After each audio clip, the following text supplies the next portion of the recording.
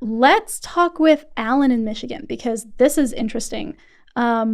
A newbie atheist with questions about the fine-tuning argument and religion requiring evangelicism. So this might be our last call because this is a big topic, but we will see. Alan, welcome to the show. Hello, thank you. Hello. Oh, you have a cat, so you're even better than I thought you were. Well, we are now. We're so happy. Yeah. I've got two of them. Aww. What are their names? Streak and Willow. Those are amazing cat names. Yeah. Those are great. All right, Alan, tell us a little bit about your question.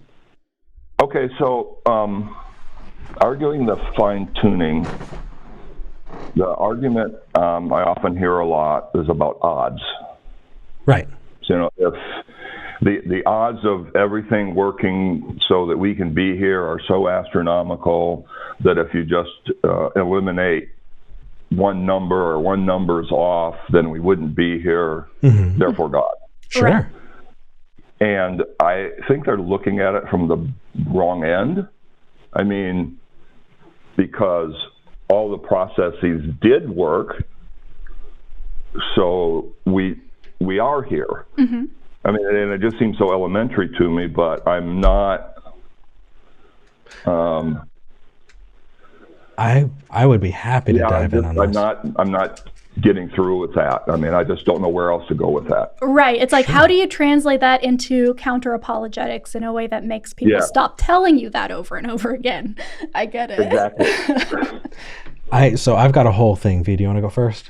The interesting thing for me is when people talk about odds like that, they're missing a component, right? They're missing the component of something to compare it against, right? In order to compare odds, we need the odds of one thing, and then we need the odds of something else.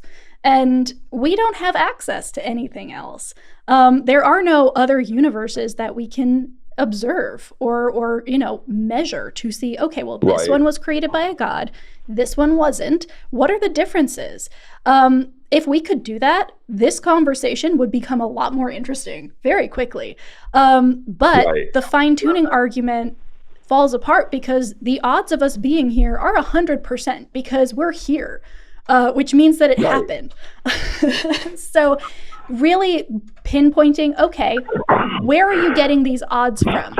What is the other universe that you're comparing this against? Show me that one, and then we can have the conversation. But until you can do that, you're basically saying nothing. Right, but I can hear that going like absolutely nowhere. And well, of course, it's the only universe, and the chances are still the same. I mean, they don't understand how odds work. Well, and I think it's even more damning than that. Okay. So just imagine we are able to take a look at another universe, right? Okay. What if fundamental constants are just the same? They can't be changed. There's no universal set of levers that you can turn and adjust. That they just that is the way those things behave.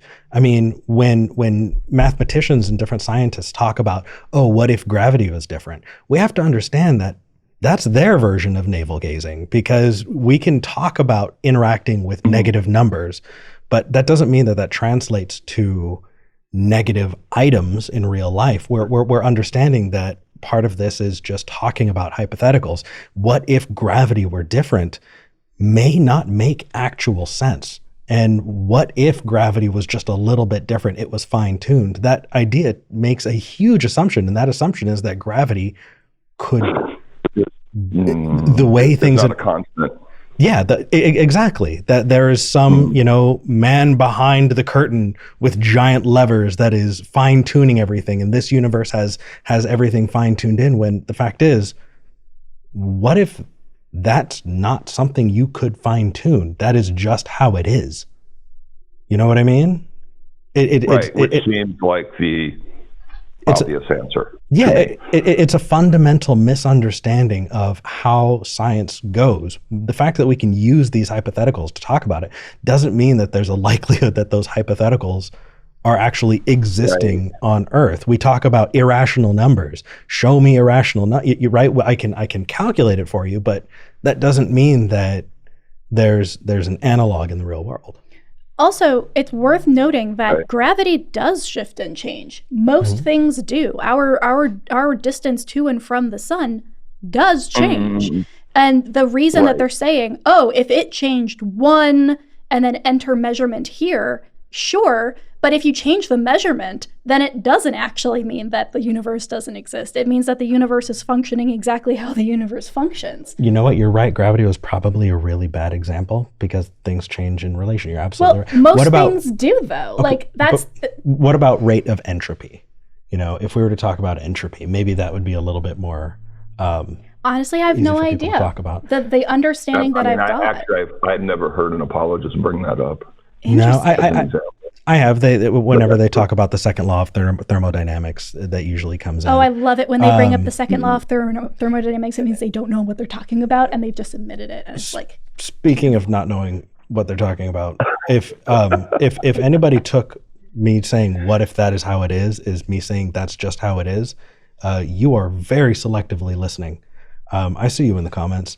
I said, what if that is how it is? Because the apologist is coming with the assumption that it is a set of levers that can be changed. And I'm saying, why did we make that assumption? So, yeah, is there anything else? Yeah, the other one I'm having trouble with is if you believe in a religion, someone told you about that religion. I mean, there's no natural way to know about God, to know about a religion, to have any idea. I mean, on a planet where the inhabitants never experienced religion in their history, God cannot be part of the conversation. I don't know about that. No, I don't think so. As humans, we tend to anthropomorphize the things that we don't understand, and we seek to explain things even if that's not true. The explanation can be more comforting than the feeling of not knowing at all. Well, the religion itself wouldn't naturally propagate somewhere else outside of somebody going and telling you about, hey, this is what Genesis is. True. You're right. Instead, I'm talking about the tendency towards religiosity. Oh, no. That is a constant. But it's a constant among humans. What I'm arguing is because it's a constant among humans because our culture is permeated. It's like marinated in religion. I mean, you go back to, once we get to the point where we have organized religions and big religions supported by the state, with Mesopotamia, then that becomes the new idea of religion, and everyone just accepts, well, it must have gone back to whenever, somehow, but, I mean, there's no historical reason. There's no reason to think that. Well, I'm very curious about this. I think that I mean, Eric and I had this argument the other day. I'm reading *Sapiens* by Yuval Harari right now, and it's. I am too. Yeah. Okay. Well, it's incredible and fascinating, the assumptions that a lot of historians make about what ancient people used to be like and the kinds of things that they did. Like, it's fascinating. I'm curious. Have you gotten to the section where he talks about ideology as religion in terms of like liberalism or communism? No, I haven't got that far. Okay. I mean, I'm just starting it. When you get that far, please do call back, because that is where this conversation is going to go next. What is a religion? How do we define it? Can we broaden or narrow that definition to make the statement that you just made, that religion was kind of created and then adopted, make sense?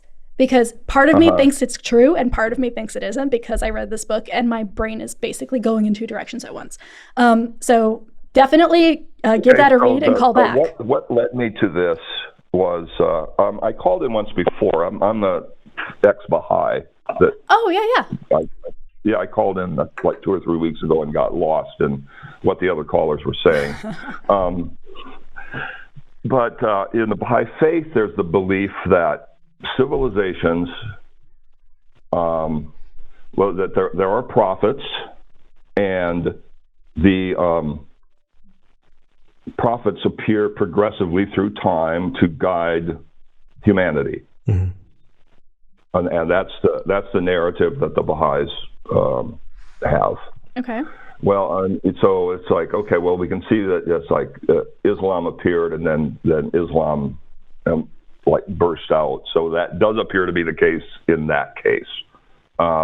But it's like, okay, well, if all of our advances they've come through prophets, what about the advances in China or India? I mean, the argument is that in all those places, prophets appeared and guided people forward.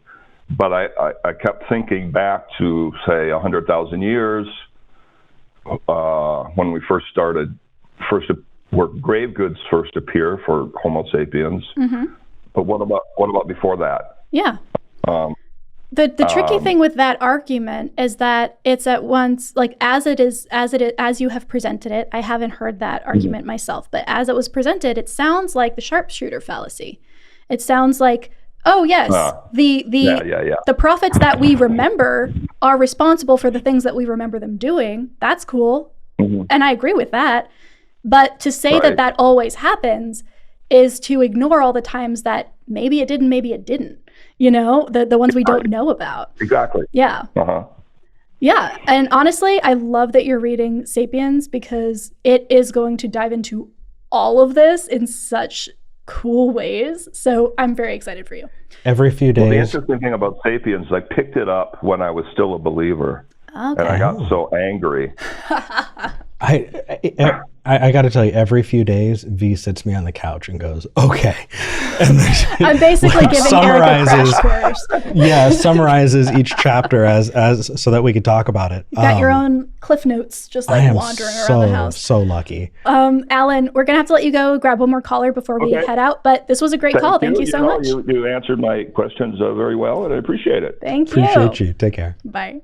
Okay. Oh, that's funny.